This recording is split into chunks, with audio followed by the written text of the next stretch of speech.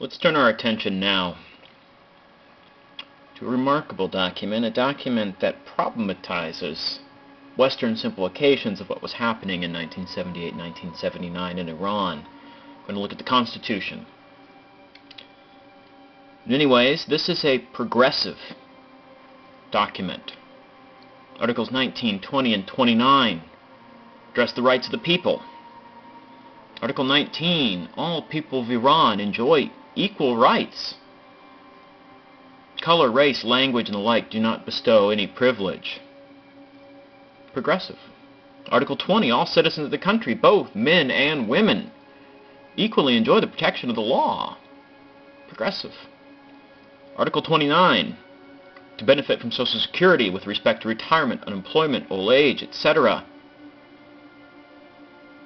is accepted as a universal right.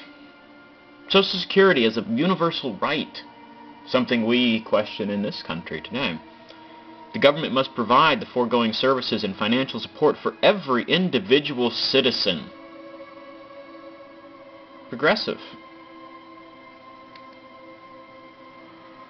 Article 30, 31, 38. Free education up to secondary school. Article 31, it is the right of every Iranian individual and family to possess housing commensurate with his needs. Very progressive. Very progressive indeed. Hardly reactionary or fundamentalist. It's another label that's often applied to this revolution. Fundamentalist would harken back to the early days of Islam, in which none of these things even existed in the imagination. And so, this is not a fundamentalist constitution. Article 38, reaction to the policies and regime of the Shah. All forms of torture for the purpose of extracting confession or acquiring information are forbidden. Compulsion of individuals to testify is not permissible. Violation of this article is liable to punishment in accordance with the law. It's not fundamentalist. Article 24 and 21. Publications in the press have freedom of expression. Here's where we begin to run into the realities of an Islamic revolution. Publications in the press have freedom of expression, except when it is detrimental to the fundamental principles of Islam. A caveat we were going to see again and again in this Constitution, a caveat that can be interpreted in numerous and myriad ways. Article 21.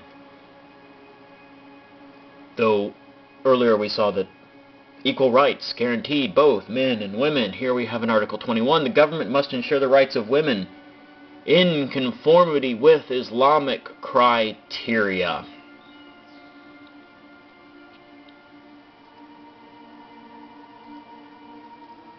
The concerns here addressed in the 5 subpoints are concerns that would be recognizable by the Sunni Saudi educational system and regime, a regime that looks on women as mothers, wives, and nothing more. Much as Hamas looks on women in their charter. Women are the factories of men. They are mothers, they are wives, they are nothing more. These 5 subpoints in Article 21 address motherhood, being a wife, and really nothing more. Women are not equal. Period. In Iran, in Saudi Arabia, in Hamas, in the Middle East, outside of Israel. Turning to the mechanisms of government now, we see things that reflect in many ways our own federal 3-branch system. Article 58.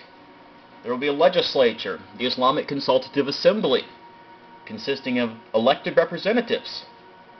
There will be an executive branch. There will be a judicial branch. Just as we have an executive, legislative, and judicial branch, Article 64 addresses this Islamic Consultative Assembly, 270 members, with special considerations, although for very few seats, special considerations made here for Zoroastrians, Jews, excuse me, Christians, both Chaldean, meaning coming from essentially what is today Iraq, and Armenian, coming from what is, well, today Armenia, up in the Caucasus, up towards Georgia, the eastern side of Turkey.